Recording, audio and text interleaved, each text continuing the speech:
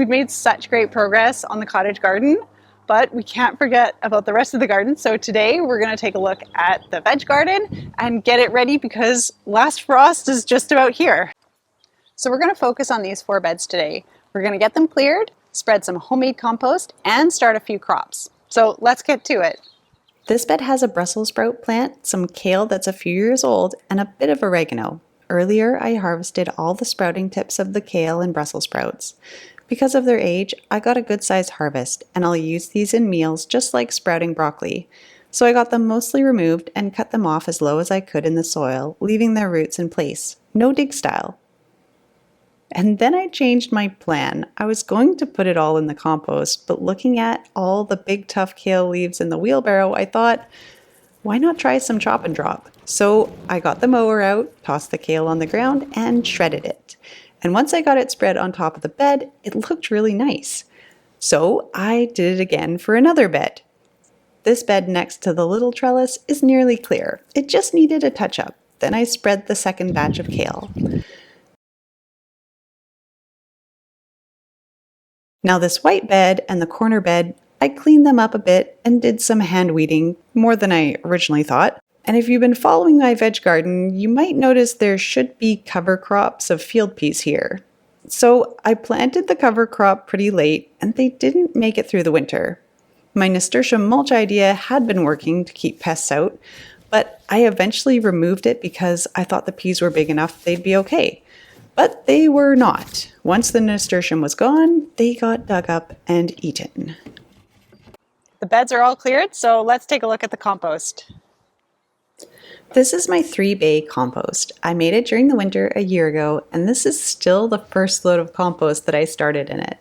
I've been way too precious with my compost, so I'm going to use most of this on these beds. I started with the 2 beds that I added the kale to.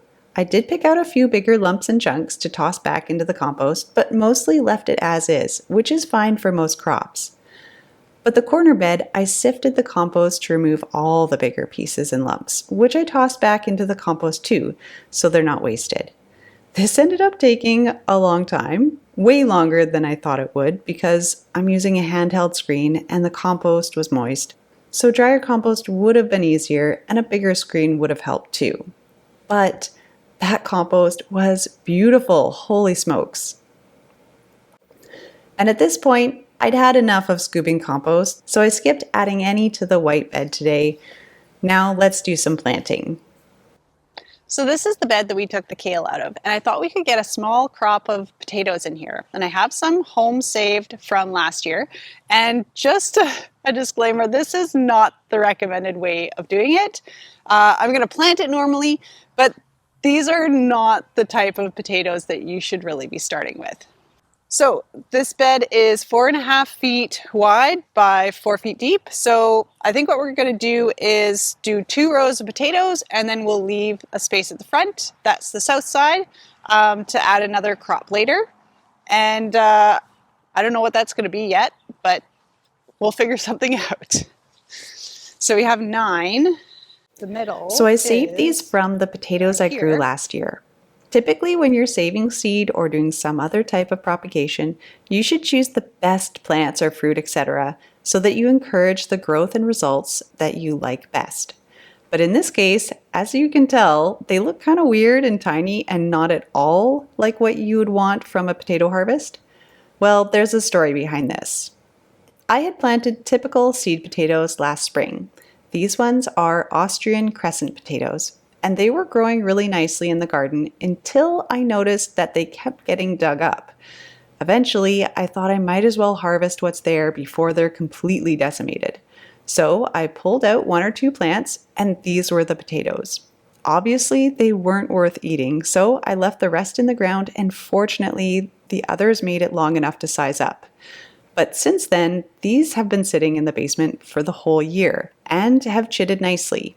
I'm comfortable planting these because they're small due to being harvested early, not because they grew badly.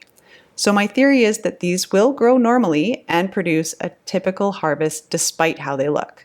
So we'll have to wait and see. Okay, and then this one will be an experiment because it has no potato now.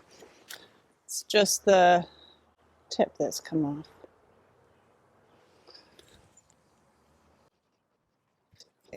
So this is the corner bed. I sifted the compost in this bed and it looks so beautiful now.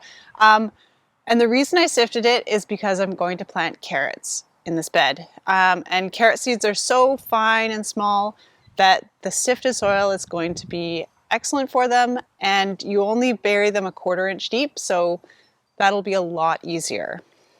So I'm going to do 2 rows of carrots at the back, the north side of the bed, and then I have shallots that I started from seed earlier in January actually, and I'll put those at the front. My thought is that the shallots will still let lots of light through them, and then the carrots will be nice and bushy at the back. So let's do I'll start with no, maybe I should start with the shallots. So now the trick is getting the spacing right.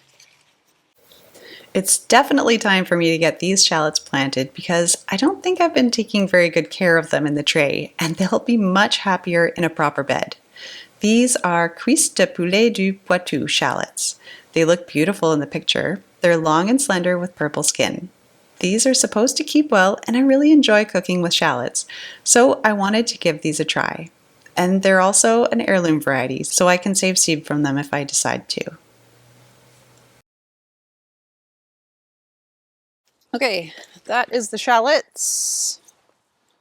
I can't do labels because I have a 4-year-old. And then carrots. So we have rainbow blend carrots, that's 75 to 100 days, and short and sweet Chantenay carrots at only 65 days. Maybe we'll put the faster ones at the back, thinking that they will grow faster. Oh, there's a worm coming out. All right, we need to make 2 trenches. These short and sweet Chantenay carrots have been great for us. I've planted them a number of times and I think they're so cute, and they have great flavor. The other variety, Rainbow Blend, has also been good. These ones are a standard carrot shape, and I think it's really fun to have the mixture of colors when you're cooking. These carrots sowed really easily in the sifted compost, and I think it's going to help with germination as well because they're sown at a consistent depth, they get good contact with the soil, and they won't get stuck under any big lumps. So fingers crossed they stay moist enough and come up nicely. The beds are looking wonderful. This is a great start to the season. We've cleared out the old crops, added some homemade compost. We've got potatoes, carrots, and shallots all planted. So it's a few days later. I'm just finishing up the video and I thought I gotta show you this.